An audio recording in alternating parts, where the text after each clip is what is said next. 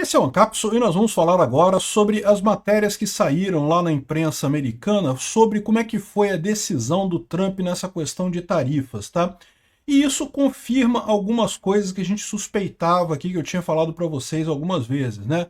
Primeira coisa, que embora isso tenha sido colocado com um tom de ajudar o Bolsonaro e coisa e tal, o que fez o Trump decidir botar as tarifas foi realmente a questão dos BRICS, alguma coisa que aconteceu nos BRICS, né? E isso pegou o pessoal de surpresa. De novo, o Lula está querendo mesmo comprar briga com os Estados Unidos há muito tempo. Mas ele não esperava isso agora, eles não achavam que isso iria acontecer agora, neste momento e desta forma, né?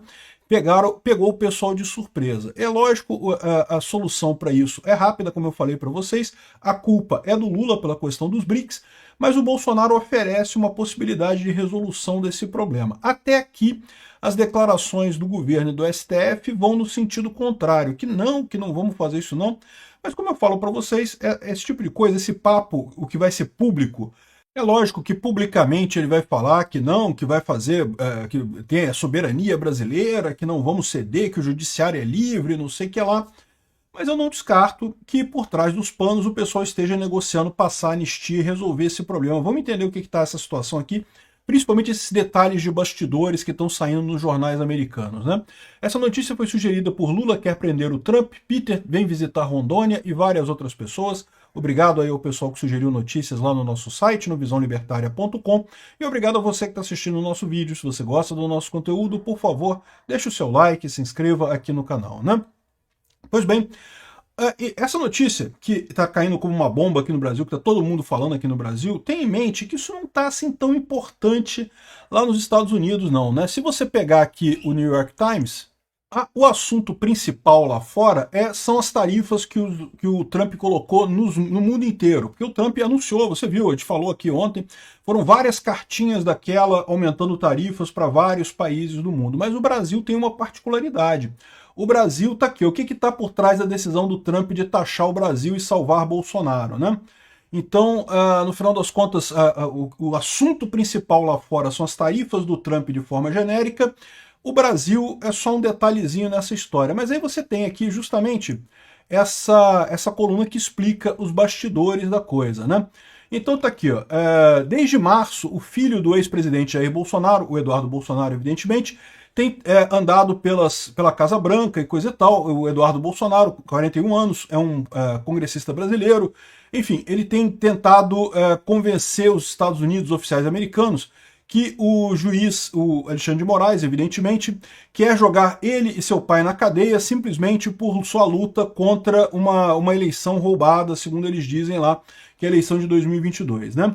E isso não é nada mais do que um ataque num oponente político. Alguma coisa que eu sei muito sobre isso foi o que disse o Trump justamente num dos recados que ele deu para o pessoal, né? O Bolsonaro tem pressionado vários oficiais da Casa Branca para colocar sanções no Alexandre de Moraes. O que o Eduardo Bolsonaro e o Paulo Figueiredo estavam buscando lá era sanções da Lei Magnitsky contra o Alexandre de Moraes. A gente sabe disso, é o que a gente estava conversando aqui, né? Tava todo mundo sabendo que ia ter alguma coisa, mas ninguém tinha ainda noção de exatamente do que, né? Pois bem, então, na quarta-feira, o Trump optou por alguma coisa muito mais danosa, uma tarifa de 50% em todas as importações brasileiras, iniciando no dia 1º de agosto, né? A retaliação que ele falou contra a caça às bruxas contra Jair Bolsonaro. A mudança de impor sanções em um único juiz para ameaçar toda uma nação de 200 milhões com tarifas pesadas foi uma decisão do Trump sozinho, de acordo com pessoas que estão cientes dessa história. Então isso foi o que eles estão dizendo aqui, que a decisão foi do Trump, ou seja, reforça aquilo que eu falei para vocês. Eles pegou todo mundo de surpresa, eles sabiam que tinha movimentação do Eduardo Bolsonaro, iria sair alguma coisa em relação ao Alexandre de Moraes, e talvez ainda saia, tá? Existe ainda a expectativa de sair a Magnitsky contra o Alexandre de Moraes também. Isso continua correndo, mas o que aconteceu foi justamente uma mudança que o Trump tomou em decisão em relação aos BRICS, né? E aí, isso mostrou a vontade do Trump de usar tarifas para fazer coisas políticas e não sei o que lá. Enfim, aí ele conta que o caso do Bolsonaro, que está sendo acusado de ter feito uma tentativa de golpe, coisa e tal, e conta a história toda aqui, né? Tem um outro jornal aqui que fala isso também, aqui, ó, o presidente está pé da vida, né? Trump, as tarifas do Brasil que foram colocadas pelo Trump é devido a uma disputa geopolítica maior, né?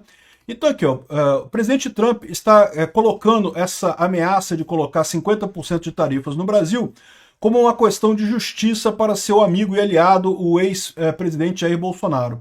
Mas foi o seu descontentamento com o encontro dos BRICS no Rio de Janeiro, no final de semana, que fez com que ele resolvesse mandar a carta com as tarifas de 50%, de acordo com 4 pessoas familiarizadas com a situação, que estão compartilhando isso de forma anônima, né? Então, mais uma vez, está deixando claro aqui isso, a decisão do Trump teve a ver com o BRICS, não teve a ver com o Bolsonaro. Ele queria apoiar o Bolsonaro, ele queria ajudar o Bolsonaro, mas o que estava se encaminhando para ajudar o Bolsonaro era a Magnitsky no Alexandre de Moraes, né? A Casa Branca concluiu que outros métodos de punir o Brasil por seu tratamento do Bolsonaro e a censura na rede social, como sanções, levariam muito tempo ou seriam muito complexos, de acordo com 2 dessas pessoas. Então o que eles estavam dizendo é que as tarifas seriam a forma mais rápida de fazer isso, né? As tarifas são um mecanismo da IEPA. A IEPA, como eu falei para vocês, pode ser aplicada para pessoas, para grupos, para corporações ou para países, né? Então eles foram pelo IEPA, colocaram tarifas pelo IEPA. Foi o BRICS que virou a balança, né? Que mudou a balança, disse o Maurício Claver Carone, que é um aliado do Marco Rubio e um ex-enviado especial do Trump para a América Latina, né? A coalizão de economias emergentes, que inclui o Brasil, Rússia, Índia e China e África do Sul e outros países que se reuniram, emergiu como um dos alvos do Trump nessa política externa dele no segundo termo do Trump, né? No segundo período do Trump lá nos Estados Unidos, né? O grupo continua a expandir seus membros e querer desenvolvimento das economias, querer independência das economias desenvolvidas. Ou seja, a questão da moeda dos BRICS, ou sistema de pagamento dos BRICS e coisa e tal, que ninguém mais quer isso, que todo mundo já abandonou, mas o Lula continua falando nesse negócio de moeda dos BRICS. Talvez, e é isso que eu falo para vocês, tem alguma coisa por trás dessa história que a gente não está sabendo. Talvez o que o Trump tenha apontado é que o Lula tenha feito alguma negociação com o Putin, alguma coisa lá na Rússia, justamente para esse negócio de moeda dos BRICS beneficia principalmente o Putin, tá? Nem o Xi Jinping quer esse tipo de coisa, ninguém nos BRICS quer esse tipo de coisa. Mas por que isso ajudaria o Putin? Porque a Rússia está sob sanções na guerra da Ucrânia. Então o Putin adoraria ter um outro método de pagamento, uma outra moeda qualquer que ele pudesse usar para fazer negócio, né? Então é isso que seria, talvez, eu imagino, o grande problema por trás dessa história. O Trump está sabendo de alguma negociação além do que foi falado, o Lula continua defendendo essa moeda dos BRICS, aliás, continuou defendendo mesmo depois que o Trump anunciou as tarifas, o que significa que isso vai dar problema mais adiante, né? Então, eles estão falando que é isso daí. Pelo que está sendo dito na imprensa lá nos Estados Unidos, é lógico que foi importante a pressão do Paulo Figueiredo, do Eduardo Bolsonaro, mas eles estavam pressionando pela lei Magnitsky. E o que o Trump decidiu fazer foi justamente por conta dos BRICS que ele decidiu dar esporradão no Brasil, né? Isso confirma basicamente o que a gente já tinha falado nisso daí. Aí teve uma outra coisa aqui também, olha só, o Steve Bannon, ele não é mais uma pessoa tão ligada ao Trump quanto foi no passado, tá? O Steve Bannon já foi o principal colaborador, o mentor do Trump no primeiro termo dele, no primeiro período na presidência, mas o Steve Bannon já está um pouco mais afastado do Trump desde então.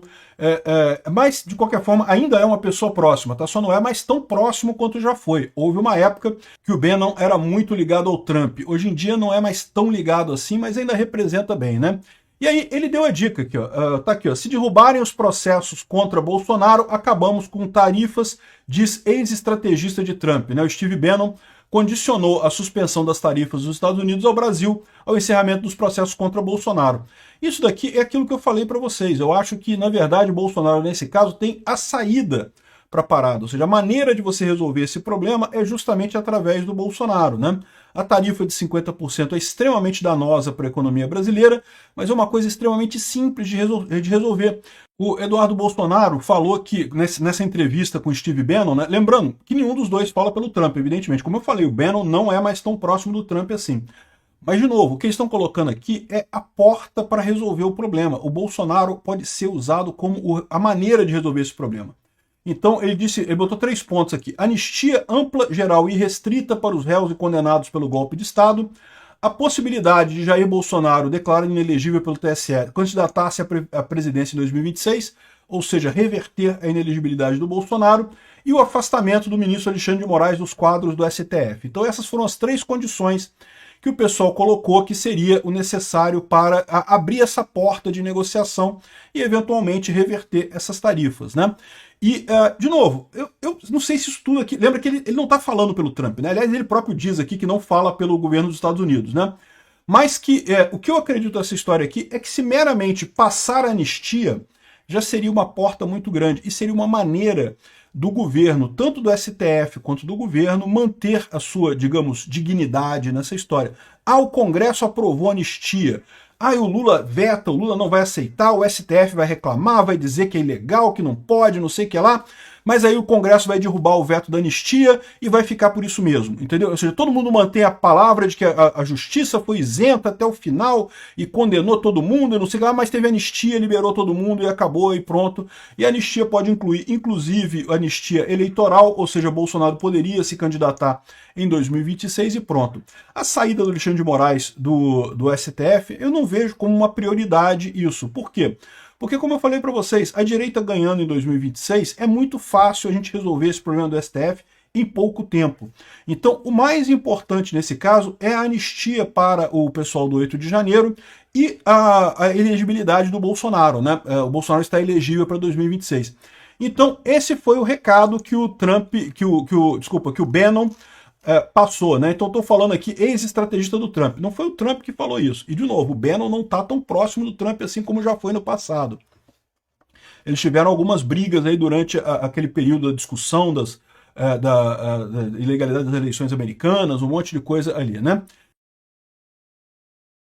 Enfim, essa seria a solução. É lógico, o STF está dizendo que, não, fala sério, né? Ministros do STF ironizaram 3 reivindicações feitas por Bolsonaro após a ofensiva do Trump contra Moraes, né?